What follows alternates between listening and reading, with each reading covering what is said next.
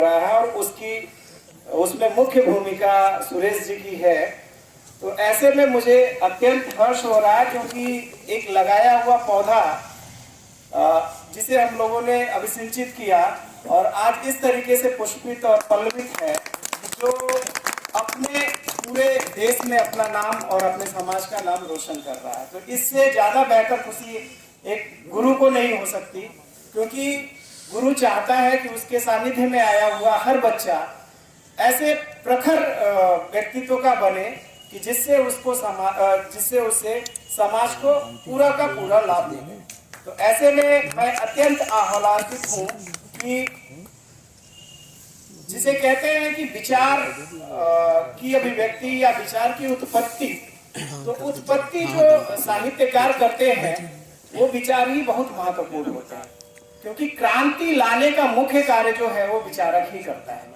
और उस विचारक में चाहे कवि हो, लेखक हो या दार्शनिक हो या वैज्ञानिक हो, जो भी है जो विचार अपने अभिव्यक्त करते हैं, और वो विचार सुनने में तो हमें छोटे जरूर लगते हैं, लेकिन उससे वो किस तरीके का बीज बो देते हैं जो क्रांति का एक बीज होता है।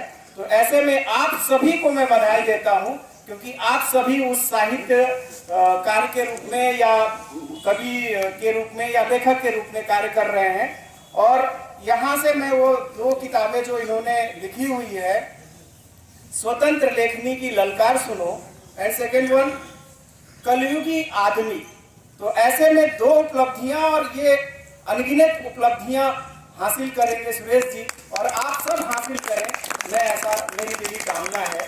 और चूंकि यस एक इंड जो समाप्ति की ओर है, समय की कमी है, लेकिन ऐसे में जितनी अभिव्यक्ति यहाँ से हुई कविता और के माध्यम से, गीतों के माध्यम से, अगर उस नाम तो मेरे पास सारे हैं लेकिन नाम मैं नहीं लेना चाहूँगा। और वैसे मैं बादशाह राही जी आपको मैं प्रणाम करूँगा यहाँ से, क्योंकि आपकी जो शख्सियत है वो शख्सियत भारत में ही नहीं बल्कि विश्व में अपनी एक प्रतिभा पहचान बना रही है। तो ऐसी ही पहचान बनाने के लिए मैं आप सबको आमंत्रित करता हूं कि आप सब अपने शब्दों से, ऐसी लेखनी से, ऐसे अभिव्यक्ति से करें कि जिससे कि आप सब अपनी पहचान बनाएं, और पहचान ही ना बनाएं बल्कि एक क्रांति लाएं, जो समाज की कुरीतियां हैं उन पे कुठाराघात करें, और कुठाराघात करते हुए समाज में समरसता लाएं। वो समरसता की आवश्यकता है। और ऐसे में कवि सबसे एक कहा जाए कि उसकी कलम जो है बहुत असरदार होती है, क्योंकि उस शब्दों में वो धार होती है जो सीधे दिलों पर वार करती है। तो दिलों पर वार करती है, तो आप वो कत्ल करने की बात नहीं हो रही है यहाँ पे कत्ल उन से इसमें है कि जहाँ पे आप बुराइयों का कत्ल करें, जो असमानता है उसको कत्ल करें, उसको खत्म करें अपने गीतों और कविताओं के माध्यम से, और जो समाज है उसमें समरसता लाए। यहाँ पे रियली सबसे पहला जो हमारे नवांकुर कवि थे जिन्होंने लिखा, वाचन किया, ए कलम मैं क्या लिखूं, रियली आई अप्रिशिएट देम, क्योंकि एक ऐसे यस राइट अंकित पाल जी, आपका अभिवादन है। और आपने मैं आपका सम्मान इसलिए करता हूं क्योंकि कलम के ही आप सिपाही हैं, और यहाँ पे सारे बैठे हुए कलम के सिपाही हैं। तो कलम के सिपाही आप इतना ऊंचे जाएं, अपने विचारों से समाज को इतना अभिसंचित करें जिससे कि हम सारे कलम से ही लिख रहे हैं, लेकिन आपने एकदम उसी से वर्ड जो दिया था, एक कलम मैं क्या लिखूं। तो धन्यवाद आपको, और ऐसे ही ऊंचाई को हासिल करते रहें। और सभी के लिए मेरे साधुवाद है, क्योंकि आप सभी ने, और मैं सबका नाम नहीं लेना चाहता क्योंकि सबने अपने अभिव्यक्ति से एक गौरवान्वित किया है और एक ऐसे दिलों में अमिट छाप छोड़ी है। चाहे वो जय हिंद सिंह हिंद जी हो, जिन्होंने पानी कैसे बांटोगे मानवता कैसे बांटोगे, ठीक है ना। अन्य सभी ने राही जी, एक और राही जी हमारे साथ खड़े थे, रोहित राही जी, सभी का अपना एक अलग अलग, चाहे महेंद्र मृदुल जी हो, रोशन कुमार जी हो, पेरियार जी, छोटे ही शब्दों में बोला लेकिन पेरियार जी ने बड़ा घातक, लाल मोहन जी, नागेंद्र यादव जी शब्द बड़े धुरंधर थे, लेकिन क्या करिएगा, समाज इसी तरीके से है। क्योंकि राजनीतिज्ञों के हवाले 4 साल का जो हमारा फिर से एक आ गया है, जिसे क्या कौन सा नाम दिया गया, अग्निवीर। तो ये राजनीतिज्ञ जो है किस तरीके से उधेड़ रहे हैं हमारे सामाजिक ताना बाना को, इस पे ही आप लोगों को ज्यादा फोकस होना होगा। अगर हो के हमने सामाजिक क्रांति ला दी तो शायद बहुत असरदार होगा।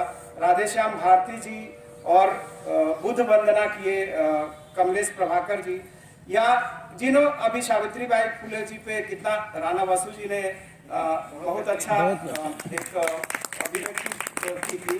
तो ऐसे सारे नाम मेरे उसमें हैं कि जिसने भी अपनी रचना यहाँ से रखी, उसके लिए मैं केवल यही कहना चाहूँगा कि विचार ही दुनिया में बदलाव लाते हैं, और ये विचार ही है, चाहे वो गद्य हो या पद्य हो, तो विचार ही दुनिया में बदलाव लाते हैं। और अम्बेडकरवाद एक ऐसा विचार है जो कहीं भी किसी का अहित नहीं चाहता। तो ऐसे में मानवतावाद है, और उस मानवतावाद को अगर चाहे आप बुद्ध की नजर से देखें या किसी की भी नजर से देखें, तो समानता की बात करता है। और उसी मानवतावाद को हमें फैलाने की जरूरत है, जिससे कि हम सब मानव एक समान हो सके। और जब मानव एक समान होगा तो विभेद तो अपने आप ही खत्म हो जाएगा। वो चाहे धर्म का विभेद हो या क्षेत्र का विभेद हो या भाषा का विभेद हो, जो भी विभेद हो। तो ऐसे में संगीत एक ऐसा माध्यम बनता है जो अपने आप में सबको जोड़ लेता है। तो यहाँ पे पंचशील की बात हो रही है। मैं मुश्किल से 5 मिनट आप मुझे समय दे दीजिए। बिल्कुल। चूंकि टाइम तो नहीं है, लेकिन थोड़ी सी बातें मैं कहूँगा। और अरुण जी का नाम लिए बिना कन्नौज से वो नहीं चाहता, क्योंकि रियली में इतनी दूरी से आप आए और आपने वो इत्र महका दिया यहाँ से। बिल्कुल। तो और उपेंद्र कुमार जी ने वाह, छिछले प्रश्न गहरे उत्तर, रियली बहुत संवेदना भरी हुई चीजें थी। तो ऐसे में ओम प्रकाश गौतम जी ने जो अपनी खैर इनकी तो बात ही क्या है, कहाँ बैठे हुए सचिव महोदय जी इधर बैठ गए। हाँ जी, सीधे एड्रेस हो रहा था अभिवादन, क्योंकि आपको लग रहा था कि वो ऊंचाई है, वहां तक अपनी चीजें जानी चाहिए। तो राइट रियलिटी थी, क्योंकि एक जो अभिव्यक्ति करने वाला व्यक्ति होता है वो किसी न किसी को सामने रखकर करता है। तो यहाँ पे आपके लिए वो ऐसे ऊंचाई थे जिनसे आप अपने आप को कहीं न कहीं देख रहे थे। तो लगभग बादशाह राही जी ने भी तू हमें मुकाम न दे, अपना मुकाम ले लूंगा जो शब्द कहा, yes we can take the position. बिल्कुल हम अपनी पोजीशन ले लेंगे, तो मुकाम दे या ना।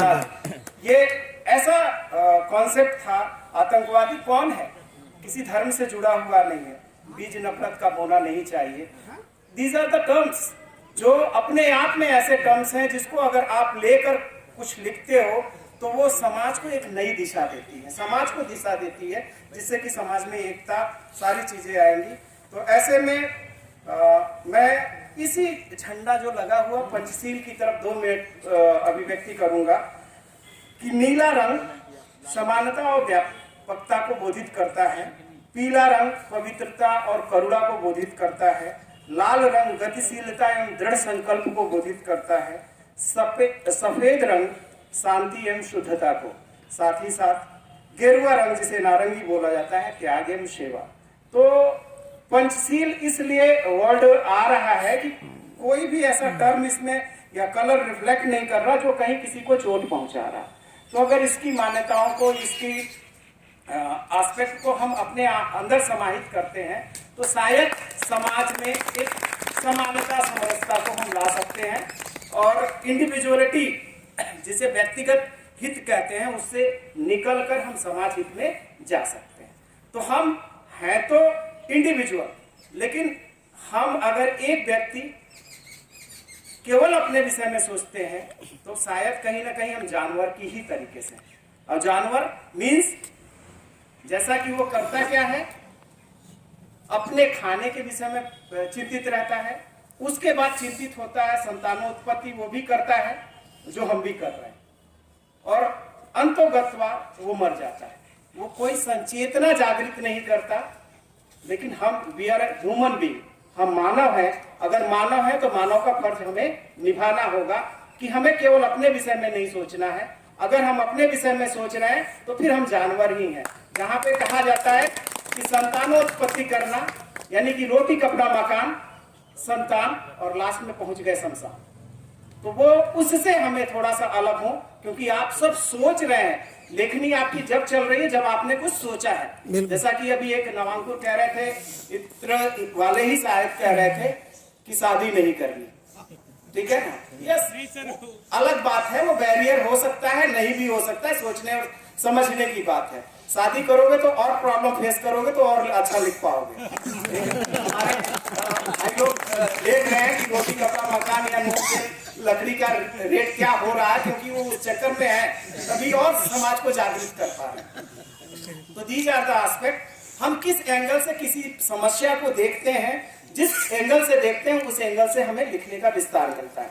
अभी हमने बादशाह राही जी को देखा, यहाँ से जो ऐसे टर्म मिले तुरंत उन्होंने अपने में टाइप कर लिया, नॉट रिटेन, उन्होंने टाइप कर लिया। कितना एक्टिव है वो, और ऐसे मुकाम पाने वाले ऐसे ही नहीं होते, क्योंकि वो सबसे सीखते हैं, एवरीवेयर दे लर्न। तो हमें हर जगह से सीखने का एक इच्छा रखना चाहिए। अगर उस जिजीविषा से हम चलते हैं तो नोबडी कैन स्टॉप, वो मुकाम हमसे कोई छीन नहीं सकता, हम मुकाम हासिल करते हैं। अब आप सबके बीच में है तो मेरी भी जो ये अंदर से इच्छा है ना, थोड़ी सी बलवती हुई है, तो 2 लाइन मैं भी सुनाना चाहता हूँ, लेकिन 2 कविताओं के माध्यम से। स्वागत है। थोड़ा सा आपसे अलग धुन में होगा। एक तो अभी जस्ट 6 दिसंबर था, परिनिर्वाण दिवस था। उस दिन मैंने हमारे यहाँ बीएचयू में एक कार्यक्रम था जिसमें बच्चों ने एक प्रोग्राम किया था, उसी में 2 लाइन मैंने रचा था इंसेंस। और वैसे मैं भी अपना ही लिखा हुआ गाता हूँ, बहुत सुंदर, बहुत सुंदर गुनगुनाता हूँ, तो मैं आपके सामने बस रखना चाहूँगा। और ये गाजीपुर की धरती है, यानी कि पूर्वांचल की ही धरती है, तो इधर पूर्वांचल में पूर्वी गीत थोड़े से वो हैं, तो उसी धुन पे मैं आपको चलता हूँ।